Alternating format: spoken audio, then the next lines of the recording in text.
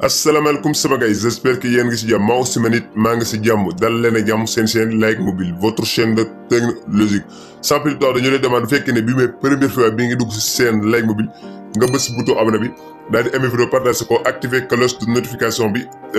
loolu dina tax vidéo boo xam ne dugg nañ ko rek di nga bokk si ñu koy njëkk a gis bu leen fàtte tamit di nga partager si ñeneen ñi nga xam ne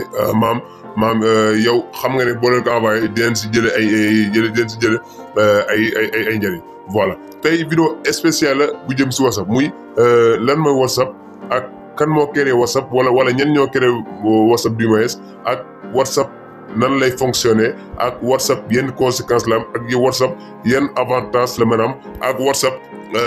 lan la si nit ki mën a jëlee ak lan la mën a yàqal nit ki voilà ñu leen wax ngeen seetaan vidéo bi jusqu'à la fin pour ngeen mën a comprendre lépp lu jëm si vidéo bii nii ak lu aajow si vidéo bi première fois bi mooy dañ leen wax ñaata ñooy utiliser WhatsApp jamono ji ñuy toll bu ñu demee si ab bërëb de WhatsApp ma ngi ñuy wax plus de 2 milliards de personnes dans plus de 180 pays utilisent WhatsApp pour rester en contact avec leurs amis et leur famille mu ne si 180 pays lépp bu ñu ko boolee 2 milliards de personnes ñoom ñu ngi utiliser WhatsApp maanaam 180 pays lépp bu ñu ko boolee 2 milliards de personnes actuellement ñoo ngi utiliser WhatsApp kon yaakaar naa WhatsApp niveau bi fi mu toll nii léegi yéeg na voilà léegi dañ leen wax ñaar ñi nga xam ne ñoom ñoo créé WhatsApp ki si jiitu mooy Yan Koum deuxième bi mooy Brian Acton léegi nag ñu wax leen Brian Acton moom mooy kan moom ma ngi juddu le 17 février 1972 nekk développeur informatique américain Yan Koum moom mooy kan Yan Koum ma ngi juddu le 24 février 1976 Yan Koum moom ma ngi am 40 ans nekk américaine juddoo Ukraine avec un fortune estimée de 9,7 millions de dollars Brian Acton moom ma ngi am 44 ans nekk américaine avec un fortune estimée de 4,6 millions de dollars ñoom ñaar nag ñu ngi nekkoon si benn société bi ñuy wax Yahoo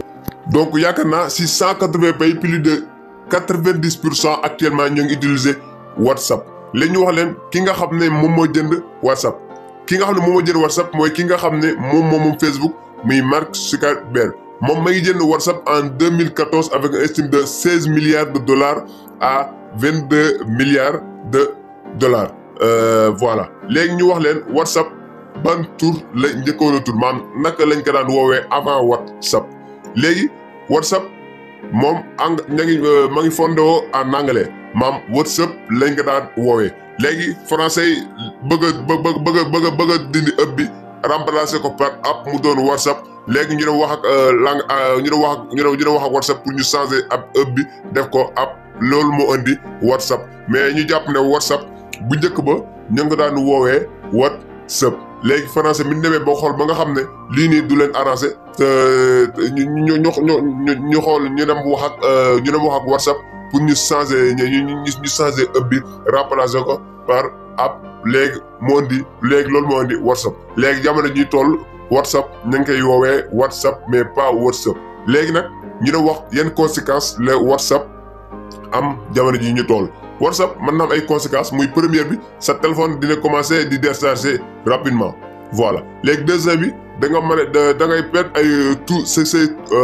tu vas perdre tout le contrôle de ton téléphone maanaam da nga perdre sa contrôle téléphone yëpp troisième bi mooy ton téléphone va commencer à sauver même sans être utilisé sa téléphone dina commencer di tàng même boo ko utiliser ta vie privée sera violée léegi ñu wax leen kan Mark Zuckerberg kañ la jënd WhatsApp ñu ngi ko créé par Yan Koum ak Brian Acton en 2009 léegi nag bi ñu demee ba 2014 si la ko Mark Zuckerberg daal di jënd en 16 milliards de dollars léegi ñu wax leen yan danger moo nekk si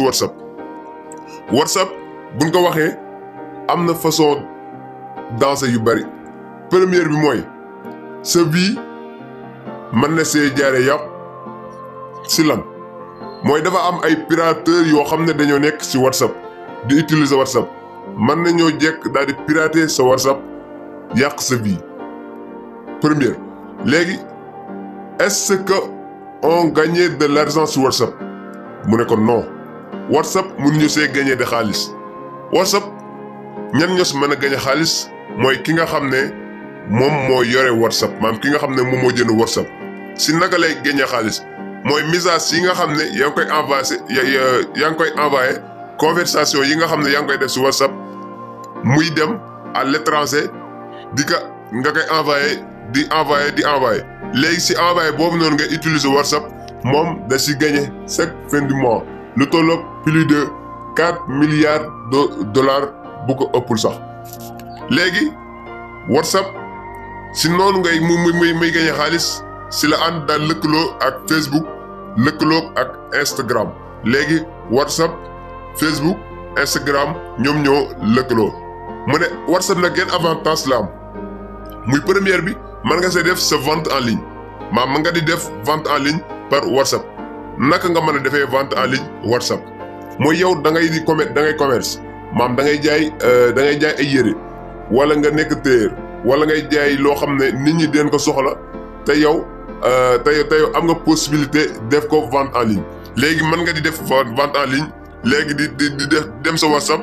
di ko def vente en ligne di statut produit wala yi nga xam ne yaa ngi koy jaay sa client ñëw di si jënd loolu dina gën a yombal sa business bi ngay def léegi nag loolu moo doonoon WhatsApp wax nañ leen conséquences yi wax leen avantages yi wax leen ñett dans moo si nekk wax leen ki nga xam ne moom ma créé wala ñi nga xam ne ñoom ñoo créé WhatsApp yaakaar naa dina ñëwaat si beneen vidéo pour indi leen yeneen détails yu gën a xóot si WhatsApp WhatsApp nag dafa yaatu moo tax nag ñu leen lancer wàlle message rek pour ngeen di def attention di surveiller xale yi ngeen di def attention bu baax si WhatsApp parce que WhatsApp actuellement dafa dangereuse voilà sama gars léegi loolu ma doon vidéo bi jaa ngeen jëf